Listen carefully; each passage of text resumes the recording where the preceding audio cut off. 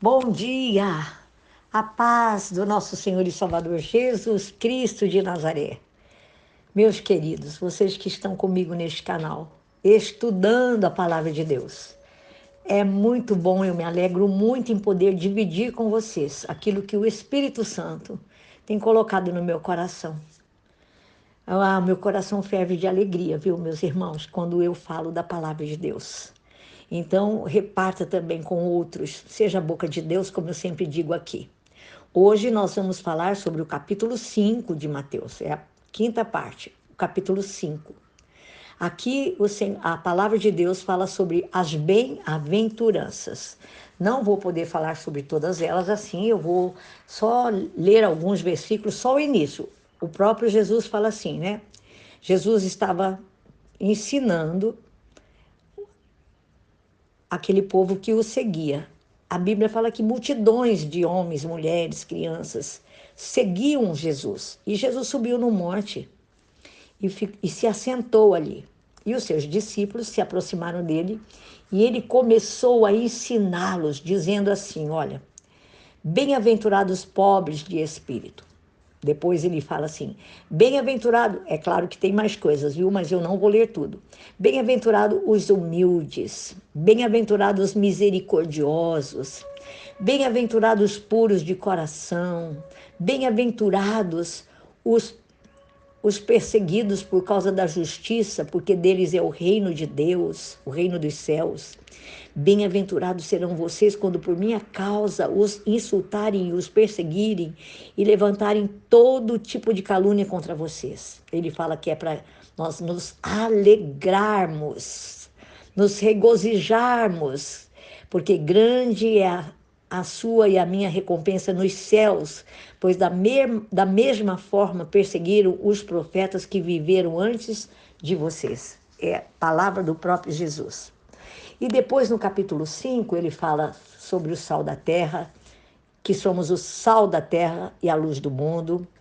Aqui fala no capítulo 5 que Jesus cumpre a lei, ele fala sobre o homicídio, e ele fala sobre o adultério, o divórcio, os juramentos, a vingança, o amor aos inimigos e ajuda aos necessitados, que aí começa o capítulo 6.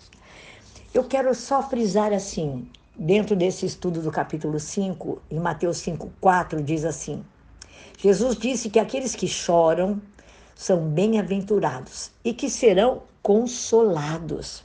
Amados, o consolo de Deus, ele é administrado pelo seu próprio Espírito Santo. E é tão tremendo que quase, eu digo para vocês assim, que quase vale a pena, né?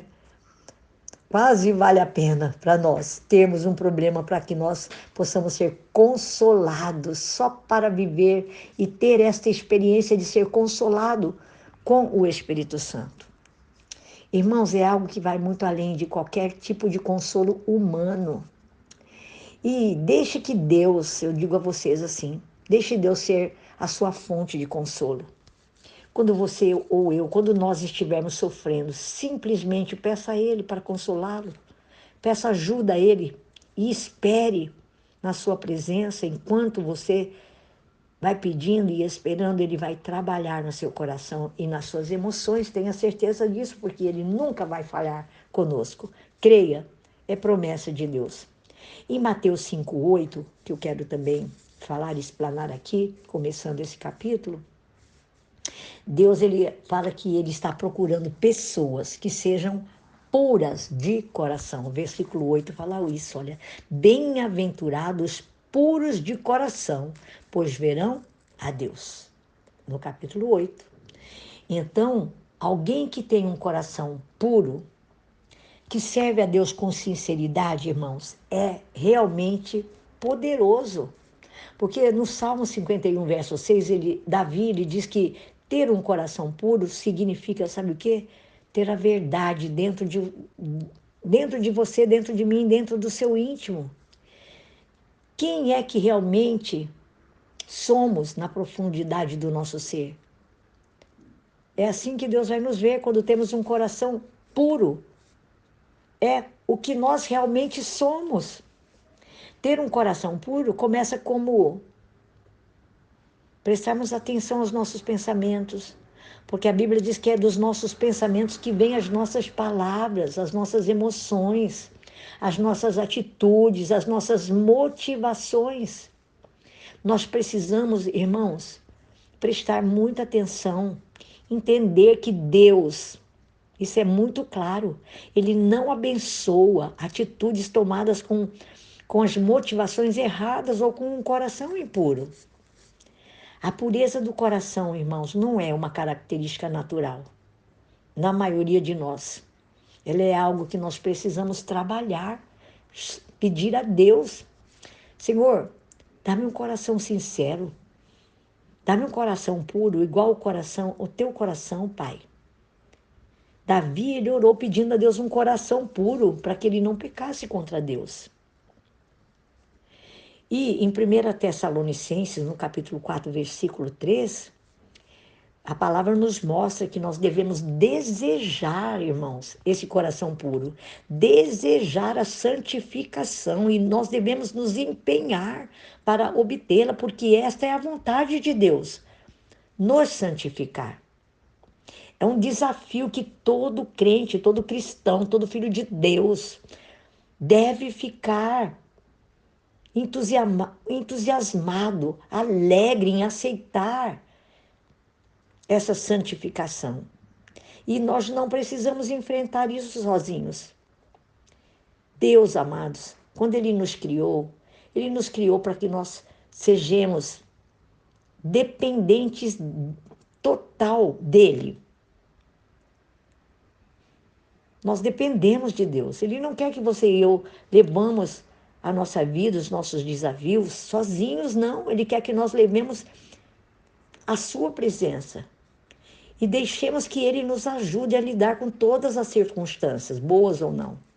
Irmão, só Deus, eu digo isso porque em Jeremias ele fala isso, que Deus perscruta o coração do homem, para dar a cada um segundo o coração.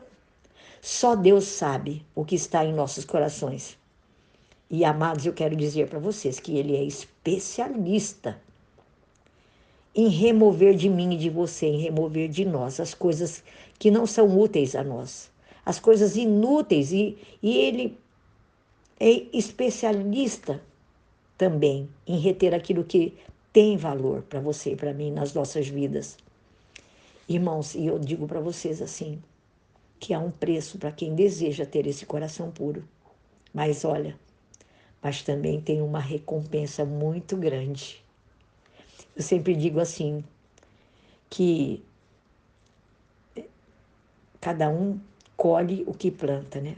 Plantar, você e eu temos liberdade, porque Deus nos deu livre arbítrio para nós plantarmos. Mas a colheita não é a sua escolha.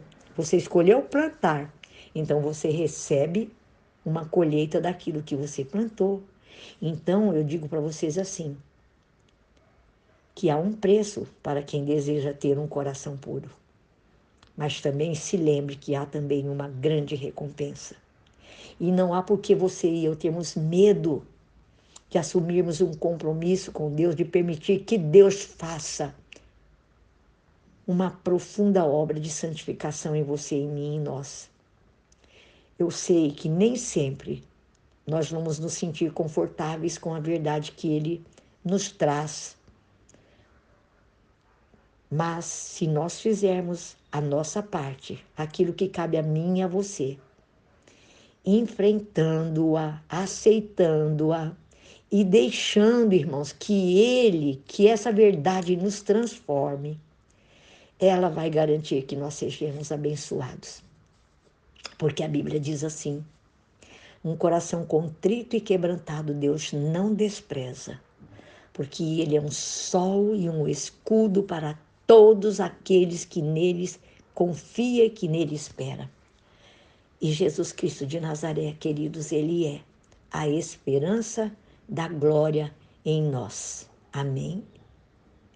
Então guarde no teu coração.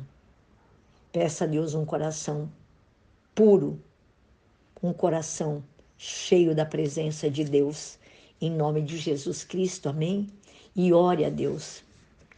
E seja um homem uma mulher, um filho, um servo de Deus puro de coração.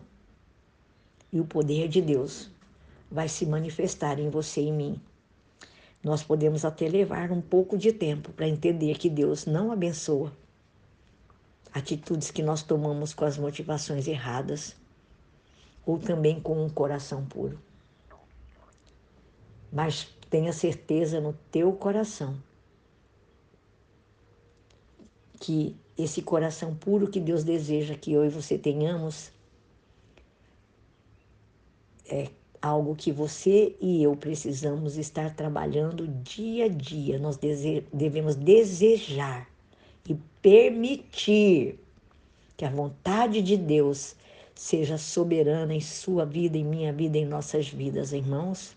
Eu declaro para vocês que isso é um desafio que todos nós, os crentes em Cristo Jesus, devemos pedir a Ele, aceitar. E lembre-se que você não vai estar enfrentando toda e qualquer dificuldade para ter este coração sozinho, não.